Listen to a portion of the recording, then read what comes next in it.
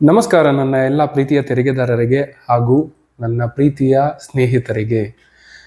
ನನಗೆ 2-3 ದಿವಸದಿಂದ ಕಮೆಂಟಲ್ಲೂ ಕೂಡ ಮೆನ್ಷನ್ ಮಾಡ್ತಾ ಇದ್ದಾರೆ, ಹಾಗೆ ಮೆಸೇಜ್ ಕೂಡ ಮಾಡ್ತಾ ಇದ್ದಾರೆ, ಕೆಲವೊಬ್ರು ಕಾಲ್ ಮಾಡಿ ಕೂಡ ಕೇಳ್ತಾ ಇದ್ದಾರೆ. ನೋಡಿ, ನನಗೆ ಒಂದು ಕಂಟಿನ್ಯೂಸ್ ಆಗಿ 1-2 ಅವರ್ ಓದಿದ್ರೆ ಸಾಕು ನಿದ್ದೆ ಬಂದ್ಬಿಡುತ್ತೆ. ಇಲ್ಲ 1 ದಿವಸ ಅಂತ ತಗೊಂಡ್ರೆ ಹೋಲ್ ಡೇ ಅಲ್ಲಿ ಒಂದು 6 ಅವರ್ಸ್ ಬ್ರೇಕ್ ತಗೊಂಡು ಹೇಳ್ತಾ ಇರೋದು. 6 ಅವರ್ಸ್ ಓದೋದೇ ನನಗೆ ಜಾಸ್ತಿ ಕಷ್ಟ ಆಗ್ತಾ ಇದೆ. ನಿದ್ದೆ ಬರೋ ಥರ ಆಗುತ್ತೆ, ಮತ್ತು ಅಟೆನ್ಷನ್ ಕೊಡೋಕ್ಕಾಗಲ್ಲ. ಸರ್ ಪ್ಲೀಸ್ ಏನಾದರೂ ಅಡ್ವೈಸ್ ಮಾಡಿ, ನನಗೆ ಸ್ವಲ್ಪ ಮೋಟಿವೇಟ್ ಆಗೋ ಥರ ಒಂದು ವಿಡಿಯೋನ ಮಾಡಿ ಅಂತ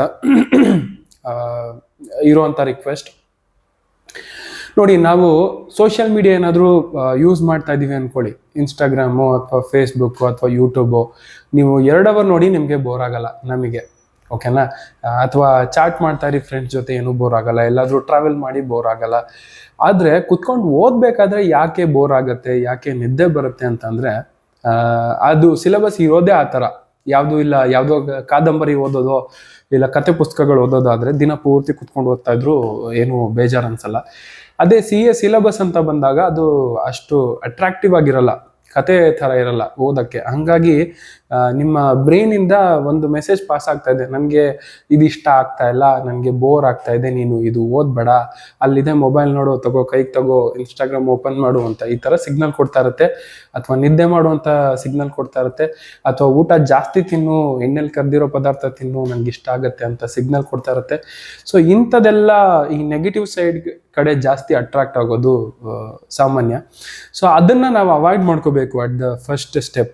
ನಾವು ಅವಾಗ ಕಾನ್ಸಂಟ್ರೇಟ್ ಮಾಡೋಕ್ಕಾಗತ್ತೆ. ನಾನು ಹಿಂದೆ ಮಾಡಿರೋಂಥ ಕೆಲವೊಂದು ವಿಡಿಯೋಗಳಲ್ಲೂ ಹೇಳಿದ್ದೆ, ಒಂದೇ ಸರ್ತಿ ಹೊಟ್ಟೆ ತುಂಬ ತಿನ್ನಬಾರ್ದು. ಅವಾಗ ಅದು ಪ್ರೊಸೆಸ್ ಆಗೋಕ್ಕೆ ಜಾಸ್ತಿ ಎನರ್ಜಿ ಕೇಳುತ್ತೆ ನಮ್ಮ ದೇಹ. ಸೊ ಅದನ್ನು ಒಂದು ಗಣನೆಗೆ ತಗೊಳ್ಬೇಕು. ಆಗ ನಿಮಗೆ ರಿಸಲ್ಟ್ ಆಗಿ ನಿಮಗೆ ನಿದ್ದೆನೂ ಕೂಡ ಕಮ್ಮಿ ಕೇಳುತ್ತೆ, ನಿದ್ದೆ ಜಾಸ್ತಿ ಬರಲ್ಲ.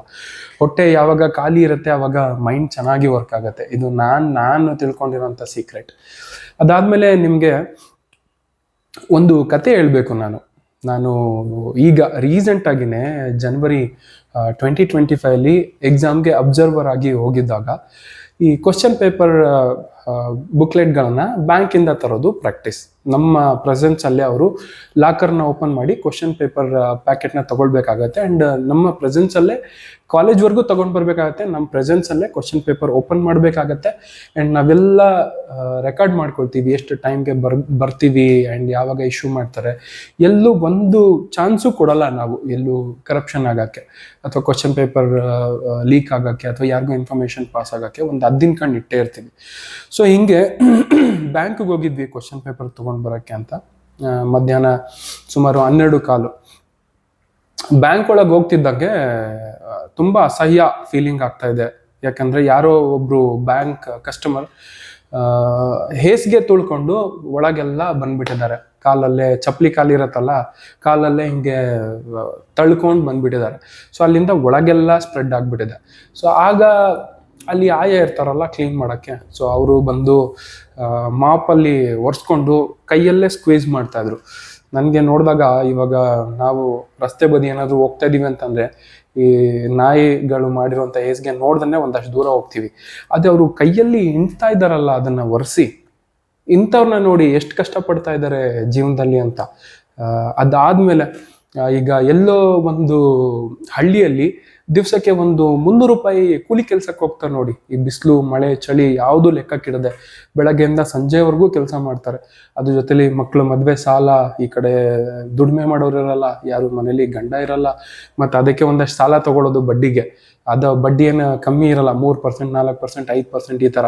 ಯಾವುದು ಸೆಕ್ಯೂರ್ಡ್ ಲೋನ್ ಕೊಡೋಂಥ ಯಾವುದು ಸೋರ್ಸ್ ಇರಲ್ವಲ್ಲ ಅವ್ರಿಗೆ, ಇನ್ಕಮ್ ಇರಲ್ಲ, ಇನ್ಕಮ್ ಟ್ಯಾಕ್ಸ್ ರಿಟರ್ನ್ ಏನಂದ್ರೇ ಗೊತ್ತಿರಲ್ಲ, ಯಾವುದು ಪ್ರಾಪರ್ಟಿಗಳಿರಲ್ಲ, ಮತ್ತೆ ಸಾಲ ಮಾಡು, ಆ ಸಾಲ ತೀರ್ಸಕ್ಕೆ ಬಡ್ಡಿ ಕಟ್ಟು, ಈ ಥರ ಜೀವನನೇ ನರಕ ಮಾಡ್ಕೊಂಡು ಬಿಟ್ಟಿರ್ತಾರೆ. ಇನ್ನೂ ಒಂದು ಇನ್ಸಿಡೆಂಟ್ಸ್, ನಮ್ಮ ಮನೆ ರೋಡಲ್ಲಿ ನಾನು ಏನೇ ಬೇಕಂದ್ರೂ ನಾನು ಸ್ಕೂಟರ್ ಜಾಸ್ತಿ ಯೂಸ್ ಮಾಡಲ್ಲ, ನಾನು ಬೈ ವಾಕಲ್ಲೇ ಹೋಗೋದು. ಏನೇ ತರಕಾರಿ ತರಬೇಕಂದ್ರೂ ಅಷ್ಟೇ, ಅಥವಾ ಏನಾದರೂ ತಿಂಗಳಿಗೊಂದ್ಸತಿ ದಿನಸಿ ತರಬೇಕು, ಆರ್ಡ್ರ್ ಕೊಡಬೇಕು ಅಂತಂದ್ರೂ ಕೂಡ, ಅಥವಾ ಹಾಲು ತರಬೇಕಾದ್ರೆ ನಾನು ಎಲ್ಲ ಕಡೆ ಒಂದು ಗಮನ ಕೊಡ್ತೀನಿ, ನಮ್ಮ ಸುತ್ತಮುತ್ತ ಏನಾಗ್ತಾ ಇದೆ ಅಂತ. ಸೊ ನಾನು ಅಂಗಡಿಯಲ್ಲಿ ಕೆಲವೊಂದು ಏನಾದರೂ ಐಟಮ್ ತರೋಕ್ಕೆ ಹೋದಾಗ ನಾನು ಈಗಲೂ ಅಬ್ಸರ್ವ್ ಮಾಡಿರೋದು, ಈಗಲೂ ಬಹಳಷ್ಟು ಜನ ಇದ್ದಾರೆ 50 ರೂಪಾಯಿನ ಕೊಟ್ಟು ಅವತ್ತಿಗೆ ಬೇಕಾಗಿರುವಂಥ ದಿನಸಿ ಸಾಮಾನುಗಳನ್ನು ತರೋರು. 5 ರೂಪಾಯಿಗೆ ಟೊಮೊಟೊ, 5 ರೂಪಾಯಿಗೆ ಕೊತ್ತಂಬರಿ, ಒಂದು 10 ರೂಪಾಯಿಗೆ ಕಡಲೆಬೇಳೆ, ಒಂದು 20 ರೂಪಾಯಿಗೆ ಉದ್ದಿನ ಬೇಳೆ, ಈ ಥರ ಒಂದು 50 ರೂಪಾಯಿಗೆ ಅವತ್ತಿಗೆ ಏನು ಬೇಕೋ ಅದನ್ನು ತೊಗೊಂಡು ಬರೋದು, ಅವತ್ತು ಅಡುಗೆ ಮಾಡೋದು, ಅವತ್ತನ್ನು ಮುಗಿಸೋದು. ಇಂಥ ಕುಟುಂಬಗಳು ಈಗಲೂ ಸಾಕಷ್ಟಿದ್ದಾವೆ. ಹಾಗೆ ರಿಟರ್ನ್ ಬರಬೇಕಾದ್ರೆ ಒಂದು ಹೆಂಗಸು ಸ್ವಿಗ್ಗಿಯಲ್ಲಿ ಫುಡ್ ಡೆಲಿವರಿ ಮಾಡುವಂಥ ಕೆಲಸ ಮಾಡ್ತಿದ್ದಾರೆ. ಬರ್ತಾ ಇದ್ರು ಪಾಪ, ಅಲ್ಲಿ ಹೇಳಿದ ಏನೂ ತೊಂದರೆ ಇಲ್ಲ. ಬರ್ತಾ ಇರ್ಬೇಕಾದ್ರೆ ಒಂದು ಹಸು ಯಾರೋ ಒಂದು ಹಾರ್ನ್ ಮಾಡಿದ್ರು, ಏನೋ ಶಬ್ದ ಆಯಿತು, ಸೀದಾ ಎಗರೇ ಬಿಡ್ತು ಅವ್ರ ಮೇಲೆ. ಗಾಡಿ ಟಾಪಲ್ಲಾಗಿ ಬಿದ್ದು ಅವ್ರ ಕಾಲೇ ಟ್ವಿಸ್ಟ್ ಆಗಿಬಿಡ್ತು. ಸೊ ಈ ಥರ ಕೇಸಲ್ಲಿ ಏನು ಮಾಡಬೇಕು? ಆ ಮಹಿಳೆ ಎಜುಕೇಷನ್ ಇಲ್ಲ, ಉದ್ಯೋಗ ಇಲ್ಲ, ಈಗ ಕಾಲು ಬೇರೆ ಮುರ್ಕೊಂಡಿದ್ದಾರೆ. ಅವ್ರಿಗೆ ಯಾರು ಬರ್ತಾರೆ ಆಸರೆ ಆಗೋಕ್ಕೆ? ದುಡ್ಡು ಕೊಡೋಕ್ಕಾಗಲಿ ಯಾರು ಬರ್ತಾರೆ? ಕೆಲಸನೇ ಮಾಡೋಕ್ಕಾಗಲ್ಲ. ಸೊ ಇದಾದ್ಮೇಲೆ ಇನ್ನ ಬೇಕಾದಷ್ಟು ಎಕ್ಸಾಂಪಲ್ಗಳು ಸಿಗ್ತವೆ. ನಾವು ನೋಡ್ತಾ ಇದ್ರೆ ಹಲವಾರು ಮಹಿಳೆಯರು ಗಾರ್ಮೆಂಟ್ ಕೆಲಸ ಮಾಡುವಂಥವ್ರು ಮನೆಗೆ ಬೆಡಲ್ ತುಳಿತಾನೆ ಇರ್ತಾರೆ. ಬೆಳಗಿಂದ ನೈಟ್ ಓವರ್ ಟೈಮ್ ಕೆಲಸ ಮಾಡ್ತಾ ಇರ್ತಾರೆ. ಅದಲ್ಲದೆ ಅದ್ರ ಜೊತೆಗೆ ಈ ಗಂಡಂದ್ರು ಕುಡ್ಕೊಂಡು ಬಂದು ಹೊಡೆದ್ರೆ ಹೊಡ್ತಾನು ತಿನ್ಬೇಕು. ಈ ಕಡೆ ಕಡಿಮೆ ಅರ್ನಿಂಗ್ ಇರುತ್ತೆ, ಡೇ ನೈಟ್ ಕಷ್ಟಪಡಬೇಕು. ಅದರಲ್ಲಿ ಮನೆ ತುಂಬ ಮಕ್ಕಳಿರ್ತಾರೆ. ಸೊ ಈ ಥರ ಎಲ್ಲ ಕಷ್ಟಗಳನ್ನ ನಾವು ನೋಡಿದಾಗ ನಾವು ಏನು ನಮಗೆಲ್ಲ ಭಗವಂತ ಒಳ್ಳೆ ಅವಕಾಶ ಕೊಟ್ಟಿದ್ದಾನೆ, ಕುತ್ಕೊಂಡು ಓದ್ತಾ ಇದ್ದೀವಿ, ನಮಗೆ ಬುಕ್ ಸಿಕ್ಕಿದೆ ಆ್ಯಂಡ್ ಟೈಮ್ ಇದೆ, ಒಳ್ಳೆ ಏಜ್ ಇದೆ, ನಾವೇನು ಮಾಡಬೇಕು? ಕುತ್ಕೊಂಡು ಓದಬೇಕಷ್ಟೆ. ಈಗ ಒಂದು ಆ ಓದೋ ಏಜ್ ಕ್ರಾಸ್ ಆಗಿಬಿಡುತ್ತಲ್ಲ, ಅದು ದಾಟಿದ ಮೇಲೆ ತುಂಬ ಜನ ನೋಡಿದ್ದೀನಿ ನಾನು ರಿಗ್ರೆಟ್ ಮಾಡೋ ಅಂಥವ್ರು. ನಾವು ಓದೋ ಟೈಮಲ್ಲಿ ಓದ್ಬಿಡ್ಬೇಕಾಗಿತ್ತು, ಇವಾಗ ಇಷ್ಟೆಲ್ಲ ಕಷ್ಟಪಡ್ತಾ ಇದ್ದೀವಿ. ನನಗೆ ರೀಸೆಂಟಾಗೂ ಕೂಡ ಒಂದು ಎನ್ಕ್ವೈರಿ ಬಂದಿತ್ತು. ಸರ್ ನೋಡಿ, ನನಗೆ ಒಂದು 32 ವರ್ಷ ವಯಸ್ಸಾಗಿದೆ, ಈಗ ಕ್ಯಾಬ್ ಓಡಿಸ್ತಾ ಇದ್ದೀನಿ, ಆ್ಯಂಡ್ ನನ್ನ ಸಿಸ್ಟರ್ ಯಾವುದೋ ಒಂದು ಫರ್ಮಲ್ಲಿ ಅಕೌಂಟೆಂಟ್ ಕೆಲಸ ಮಾಡ್ತಿದ್ದಾರೆ. ಅಕೌಂಟೆಂಟ್ ಅಂತ ಅಂದರೆ ನೋಡಿ, ಈಗ ಗೌರ್ಮೆಂಟ್ ಜಾಬ್ ಅಂತ ಬಂದಾಗ ಅಲ್ಲಿ ಸಿಗೋ ಫೆಸಿಲಿಟಿಗಳು ಬೇರೆ, ಎಲ್ಲ ಥರ ಸೆಕ್ಯೂರಿಟಿ ಇರುತ್ತೆ. ಜಾಬ್ ಸೆಕ್ಯೂರಿಟಿ ಇರುತ್ತೆ, ವೇಜ್ ಸೆಕ್ಯೂರಿಟಿ ಇರುತ್ತೆ, ಸೋಷಿಯಲ್ ಸೆಕ್ಯೂರಿಟಿ ಇರುತ್ತೆ. ಪ್ರೈವೇಟ್ ಜಾಬ್ ಅಂತ ಬಂದಾಗ ಯಾವ ಟೈಮಲ್ಲಿ ಬೇಕಾದ್ರೂ ಕೆಲಸದಿಂದ ಕಿತ್ತಾಕ್ಬೋದು, ಎಷ್ಟು ಟೈಮ್ ಬೇಕಾದರೂ ಓವರ್ ಟೈಮ್ ಕೆಲಸಗಳನ್ನ ಮಾಡಿಸ್ಕೊಳ್ಬೋದು. OTಗಳು ಸರಿಯಾಗಿ ಕೊಡಲ್ಲ, ಬೇರೆ ಫೆಸಿಲಿಟಿಗಳಿರಲ್ಲ, ಸಂಡೇನೂ ಕೂಡ ಸಮ್ಟೈಮ್ ಕೆಲಸ ಮಾಡಿಸ್ಕೊಳ್ತಾರೆ. ಕೆಲವೊಂದು ಟೈಮಲ್ಲಿ ಅಡ್ವಾನ್ಸ್ಗಳನ್ನ ಕೊಟ್ಬಿಟ್ಟಿರ್ತಾರೆ, ಅದನ್ನೇ ಸ್ಯಾಲ್ರಿಲಿ ಕಟ್ ಮಾಡ್ಕೊಂಡು ಹೋಗೋದು. ಈ ಥರ ಕಮಿಟ್ಮೆಂಟ್ಗಳು ಕ್ರಿಯೇಟ್ ಮಾಡ್ಕೊಂಡ್ಬಿಟ್ಟಿರ್ತಾರೆ.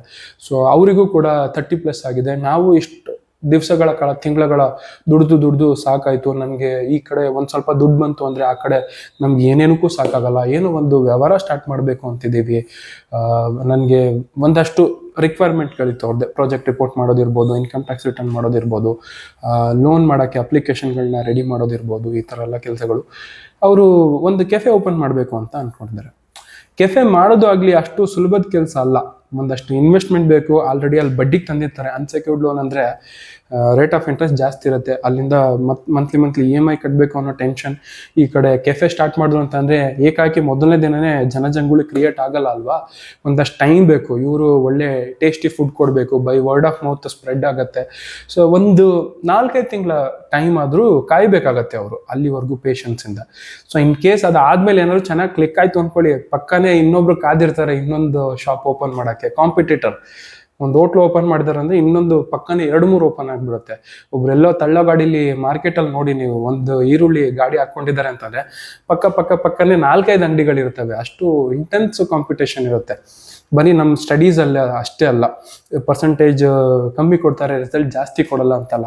ಯಾರಿಗೆ ಶಕ್ತಿ ಇದೆ, ಯಾರಿಗೆ ಸಾಮರ್ಥ್ಯ ಇದೆ, ಯಾರು ಜಾಸ್ತಿ ಎಫರ್ಟ್ ಹಾಕ್ತಾರೆ, ಅವರಿಗೆ ಖಂಡಿತ ರಿಸಲ್ಟ್ ಸಿಕ್ಕೇ ಸಿಗತ್ತೆ. ಹಾಗಾಗಿ ನಾವೇನು ಮಾಡಬೇಕು, ಎಷ್ಟು ಮ್ಯಾಕ್ಸಿಮಮ್ ಆಗಿ ನಾವು ಸ್ಟ್ರೆಚ್ ಮಾಡೋಕ್ಕಾಗತ್ತೆ, ಎಷ್ಟು ಬಿಯಾಂಡ್ ಆರ್ ಕೆಪಾಸಿಟಿ.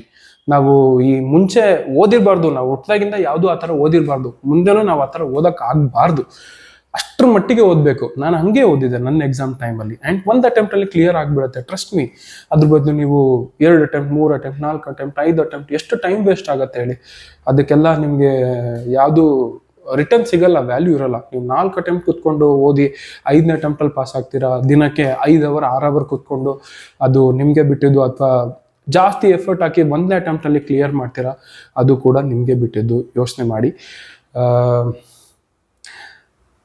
ಹಾಗೆ ಹೆಣ್ಮಕ್ಳು ಅಂತ ಬಂದಾಗ ನೋಡಿ, ಎಲ್ಲ ಹೆಣ್ಮಕ್ಳಿಗೂ ಎಕನಾಮಿಕ್ ಇಂಡಿಪೆಂಡೆನ್ಸ್ ಇರಬೇಕಾಗತ್ತೆ. ಅವರೇ ಸ್ವಾವಲಂಬಿಯಾಗಿ ದುಡಿಬೇಕಾಗತ್ತೆ. ನೀವು ಯಾವುದೇ ಒಂದು ಪ್ರೊಫೆಷ್ನಲ್ ಕೋರ್ಸ್ ಇರ್ಬೋದು, ಯಾವುದಾದ್ರೂ ಆಗಲಿ, ಎಜುಕೇಷನ್ ಚೆನ್ನಾಗಿ ಮಾಡಿಕೊಂಡು ನಿಮ್ಮದೇ ಆದಂಥ ಒಂದು ಜಾಬ್ ಇಟ್ಕೊಂಡು, ಒಂದು ಪ್ರಾಕ್ಟೀಸ್ ಅಂತ ಸ್ಟಾರ್ಟ್ ಮಾಡಿಕೊಂಡು, ಒಂದು ಪ್ರೊಫೆಷನ್ ಏನಾದರೂ ಇಟ್ಕೊಂಡು ಸರ್ವಿಸ್ ಮಾಡೋದಿರಲಿ, ಏನಾದರೂ ಇರಲಿ, ಆ ಥರ ಸ್ವಾವಲಂಬಿಗಳಾಗಿರಬೇಕು. ನಾಳೆ ದಿನ ಮದುವೆ ಆದಮೇಲೆ ಗಂಡ ಯಾವ ಥರ ಇರ್ತಾನೋ, ಅತ್ತೆ ಮಾವ ಯಾವ ಥರ ಇರ್ತಾರೆ ಹೇಳೋಕ್ಕಾಗಲ್ಲ. ಎಲ್ಲ ಸಮಯದಲ್ಲೂ ನಾನು ಧೈರ್ಯದಿಂದ ನಾನು ಜೀವನ ಮಾಡ್ತೀನಿ ಅನ್ನೋಷ್ಟು ಸ್ಥೈರ್ಯ ಅದೆಲ್ಲ ನಿಮಗೆ ಎಜುಕೇಷನ್ನೇ ತಂದು ಕೊಡುತ್ತೆ. ಹಾಗೆ ನೀವು ಚೆನ್ನಾಗಿ ಓದಿದ್ರಿ ಅಂತಂದರೆ ಅಷ್ಟೇ ಚೆನ್ನಾಗಿ ಓದಿರೋ ಕ್ವಾಲಿಫಿಕೇಷನ್ ಇರೋವಂಥ ಹುಡುಗನ್ನೇ ಮದುವೆ ಆಗ್ಬೋದು. ಲೈಕ್ ಮೈಂಡ್ ಸೆಟ್ ಇರುತ್ತೆ ಆ್ಯಂಡ್ ಜೀವನ ಬಹಳ ಅದ್ಭುತವಾಗಿರುತ್ತೆ. ಹಾಗೆ ಹುಡುಗರು ಅಂತ ಬಂದಾಗಲೂ ಅಷ್ಟೇ, ಈಗೆಲ್ಲ ಡಿಗ್ರಿ ಮಾಡಿರೋರ್ಗೂ ಹೆಣ್ಣು ಕೊಡ್ತಾ ಇಲ್ಲ ಯಾರು. ಸೊ ಹಾಗಾಗಿ ನೀವು ಯಾವ ಮಟ್ಟಿಗೆ ನೀವು ಓದಿ ನೀವು ಸೆಟಲ್ ಆಗಬೇಕು ಅದು ಯೋಚನೆ ಮಾಡಿ. ಯಾರೋ ಇವಾಗ ತಂದೆ ತಾಯಿ ತಿನ್ನೋಷ್ಟು ಆಸ್ತಿ ಮಾಡಿಟ್ಟಿದ್ದಾರೆ ಅಂತಂದರೆ ಏನೂ ತೊಂದರೆ ಇಲ್ಲ, ಅವ್ರಿಗೇನು ಎಫೆಕ್ಟ್ ಆಗಲ್ಲ. ಯಾರು ಬೆಂಗಳೂರಲ್ಲಿ ಅಂತ ನಗರದಲ್ಲಿ ಬಾಡಿಗೆ ಮನೆಯಲ್ಲಿ ಜೀವನ ಮಾಡ್ತಾ ಇದ್ದಾರೆ ಅಂತಂದರೆ ನೀವು ಲೈಫ್ನ ಸ್ವಲ್ಪ ಸೀರಿಯಸ್ ಆಗಿ ಕನ್ಸಿಡರ್ ಮಾಡಬೇಕಾಗತ್ತೆ.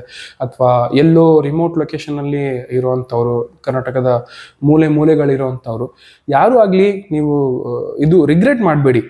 ನಾನು ನೋಡಿ ಕನ್ನಡ ಮೀಡಿಯಮಲ್ಲೇ ಓದ್ಬಿಟ್ಟಿದ್ದೀನಿ ಅಂದರೆ ಇದು ನಿಮ್ಮ ತಪ್ಪಲ್ಲ, ಅಥವಾ ಪೇರೆಂಟ್ಸ್ ತಪ್ಪು ಅಲ್ಲ, ಅವ್ರಿಗೂ ಅಷ್ಟು ತಿಳುವಳಿಕೆ ಇರಲ್ಲ, ಅವ್ರಿಗೂ ಎಜುಕೇಷನ್ ಇರಲ್ಲ ಅಲ್ವಾ.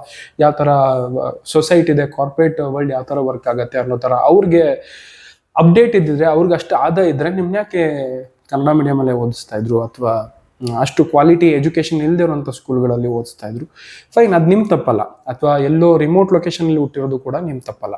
ಆದರೆ ನಾನು ಇಲ್ಲಿ ಹುಟ್ಬಿಟ್ನಲ್ಲ, ಅಥವಾ ನಾನು ಕನ್ನಡ ಮೀಡಿಯಮಲ್ಲಿ ಓದ್ಬಿಟ್ನಲ್ಲ, ನನಗೆ ಬರಲ್ಲ ಅಂತ ರಿಗ್ರೆಟ್ ಮಾಡ್ಕೊಂಡು ಕೂತ್ಕೊಳ್ಳೋದಿದೆಯಲ್ಲ, ಅದು ನಿಮ್ಮ ತಪ್ಪು. ಯಾರೆಲ್ಲ ನೋಡ್ರಿ ಕಳ್ತನ ಮಾಡೋರು, ದಗಾಕೋರರು, ಮೋಸ ಮಾಡೋರು, ಸುಲಿಗೆ ಮಾಡೋರು ಧೈರ್ಯವಾಗಿ ಓಡಾಡ್ತಿದ್ದಾರೆ, ಯಾರು ಒಬ್ರು ಸೂಸೈಡ್ ಮಾಡ್ಕೊಳ್ಳಲ್ಲ. ಈ ಸೂಸೈಡ್ ಕೇಸ್ಗಳೆಲ್ಲ ನಾವು ಪೇಪರಲ್ಲಿ ನೋಡೋದೇ ಎಜುಕೇಟೆಡ್ಸ್ಗಳದ್ದು. ಸೊ ಯಾಕೆ ನಮಗೆ ಇವಾಗ ಒಂದು ಇಂಗ್ಲೀಷ್ ಮಾತಾಡೋಕೆ ಬರಲ್ಲ, ಓಕೆ ಏನಾಗ್ಬಿಡುತ್ತೆ, ನಗ್ತಾರೆ ಯಾರಾದರೂ ನೋಡಿ, ನಗ್ಲಿ ಬಿಡ್ರಿ, ಅದರಿಂದ ಏನಾಗ್ಬಿಡುತ್ತೆ. ನೀವು ಯಾರೋ ನಗ್ತಾರೆ ಅಂತ ಇನ್ಫೀರಿಯಾರಿಟಿ ಕಾಂಪ್ಲೆಕ್ಸ್ ಇಟ್ಕೊಂಡು ನೀವು ಹಿಂದೆ ಸರಿದ್ರೆ ನಿಮ್ಮನ್ನ ಮುಂದೆ ಕರ್ಕೊಂಡು ಬರೋಕ್ಕೆ ಯಾರೂ ಬರಲ್ಲ, ನೀವೇ ಮುಂದೆ ಬರಬೇಕು. ಒಂದು ಸತಿ ನಗ್ತಾರ ನಕ್ಲಿ, 2 ಸತಿ ನಗ್ತಾರ ನಕ್ಲಿ, 3ನೇ ಸತಿಗೆ ನೀವೇ ಯಾವಾಗ ಜನರನ್ನ ಫೇಸ್ ಮಾಡೋಕ್ಕೆ ಸ್ಟಾರ್ಟ್ ಮಾಡ್ತೀರಾ, ನಿಮಗೆ ಆ ಎಲ್ಲ ಸ್ಕಿಲ್ಸ್ಗಳು ತಾನಾಗೇ ಬರುತ್ತೆ. ಇದನ್ನೇ ನಾವು ಸಾಫ್ಟ್ ಸ್ಕಿಲ್ಸ್ ಅಂತ ಕರಿತೀವಿ. ಸೊ ಅದನ್ನು ನೀವು ನಿರಂತರವಾಗಿ ಪ್ರಯತ್ನಗಳಿರಬೇಕು. ಆ ಸ್ಕಿಲ್ಸ್ ಅಪ್ಡೇಟ್ ಮಾಡ್ಕೊಳ್ಳೋಕ್ಕೆ. ನನಗೆ ಇಂಗ್ಲೀಷ್ ಬರಲ್ಲ ಅಂತಂದರೆ ಬರೋದೇ ಇಲ್ಲ. ಅದು ನೀವು ಡೈಲಿ ಆ ಪ್ರಯತ್ನ ಮಾಡ್ತಾ ಇದ್ರೆ ಕಲಿಯೋಕ್ಕೆ, ಖಂಡಿತವಾಗಿ ಇಂಗ್ಲೀಷ್ ನಿಮ್ಮ ನಾಲ್ಗೆ ತುದಿಲೇ ಇರುತ್ತೆ. And English is so much essential ನಮಗೆ ಆ್ಯಸ್ ಎ ಪ್ರಾಕ್ಟೀಸಿಂಗ್ ಪ್ರೊಫೆಷನಲ್. ನಮಗೆ ಬೆಂಗಳೂರಲ್ಲಿ ಅಂತ ಇದ್ದಾಗ, ಬೆಂಗಳೂರಿದು ಒಂದು ಹಬ್, ಇದು ಲೊಕೇಶನ್. ನಮಗೆ ದೇಶದ ಎಲ್ಲ ಮೂಲೆಗಳಿಂದ ನಮಗೆ ಕ್ಲೈಂಟ್ಗಳು ಇಲ್ಲಿ ಬಂದು ಸೆಟ್ಲ್ ಆಗಿರ್ತಾರೆ. ಹಿಂದಿ ಅಂದರೆ ಹಿಂದಿಲಿ ಮಾತಾಡಬೇಕು, ತೆಲುಗು ಅಂದರೆ ತೆಲುಗಲ್ಲಿ ಮಾತಾಡಬೇಕು, ಕನ್ನಡ ಅಂದರೆ ಕನ್ನಡದಲ್ಲಿ ಮಾತಾಡಬೇಕು. ಎಲ್ಲ ಲ್ಯಾಂಗ್ವೇಜ್ ಗೊತ್ತಿರೋ ಕೆಲವೊಬ್ರು ಇಂಗ್ಲೀಷಲ್ಲೇ ಮಾತಾಡೋಕ್ಕೆ ಪ್ರಿಫರ್ ಮಾಡ್ತಾರೆ. ಸೊ ನಾನು ಕನ್ನಡದಲ್ಲೇ ಮಾತಾಡ್ತೀನಿ, ನನಗೆ ಕನ್ನಡ ಮಾತಾಡೋರೇ ಕ್ಲೈಂಟ್ ಬೇಕು ಅಂತಂದ್ರೆ ಆಗತ್ತಾ? ನೀವು CA ಮುಗಿಸ್ಕೊಳ್ತೀರಾ ಅನ್ಕೊಳ್ಳಿ, ಅವಾಗಲೂ ಚಾಲೆಂಜಿಂಗ್ ಆಗಿರುತ್ತೆ. ಸೊ ಹಾಗಾಗಿ ಈಗಲಿಂದಾನೇ ನೀವು ಈ ಕಾಂಪಿಟೇಟಿವ್ ವರ್ಲ್ಡ್ ಯಾವ ಥರ ಇದೆ ಅರ್ಥ ಮಾಡ್ಕೊಳ್ಳಿ, ಅದಕ್ಕೆ ಅಡ್ಜಸ್ಟ್ ಆಗೋಕ್ಕೆ ಪ್ರಯತ್ನ ಮಾಡಿ.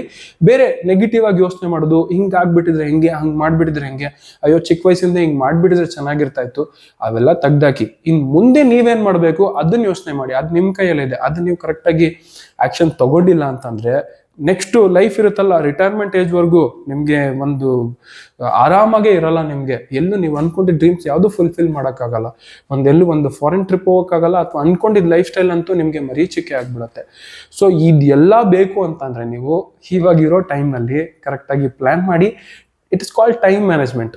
ನಿಮ್ಗೆ ಒಂದು ದಿವಸದಲ್ಲಿ ಎಷ್ಟು ಟೈಮ್ ಇದೆ, ನಾನು ಲಾಸ್ಟ್ ವಿಡಿಯೋಲಿ ಹೇಳಿದ್ದೆ ನಿಮಗೆ, ಒಂದು ಡೈರಿ ಬರೆಯುವಂಥ ಪ್ರಾಕ್ಟೀಸ್ ಮಾಡ್ಕೊಳ್ಳಿ. ನೀವು ಒಂದು ದಿವಸದಲ್ಲಿ ಎಷ್ಟು ಅವರ್ ಓದ್ತೀರಾ, ಎಷ್ಟು ಅವರ್ ಬ್ರೇಕ್ ತಗೊಳ್ತೀರಾ, ಅದನ್ನೆಲ್ಲ ಟ್ರ್ಯಾಕಲ್ಲಿ ಇಡಿ. ನೀವು 1 ತಿಂಗಳಾದ್ಮೇಲೆ ನೋಡಿ ಎಷ್ಟು ಒಳ್ಳೆ ರಿಸಲ್ಟ್ ಇರುತ್ತಂತ. ಬಿಕಾಸ್ ನಾನು ಇದನ್ನೆಲ್ಲ ಮಾಡಿದ್ದೀನಿ, ಹಾಗಾಗಿ ನಾನು ಕೂಡ ನಿಮಗೆ ಅಡ್ವೈಸ್ ಮಾಡ್ತಾ ಇದ್ದೀನಿ. ಖಂಡಿತ ಸಕ್ಸಸ್ ಸಿಗುತ್ತೆ. ಆ್ಯಂಡ್ ಎಲ್ರಿಗೂ ಒಳ್ಳೆಯದಾಗಲಿ, ಶುಭವಾಗಲಿ. ನಮ್ಮ ಕರ್ನಾಟಕ, ನಮ್ಮ ಕನ್ನಡ, ನಮ್ಮ ಹೆಮ್ಮೆ. ಜೈ ಹಿಂದ್, ಜೈ ಕರ್ನಾಟಕ. ನಮಸ್ಕಾರಗಳು.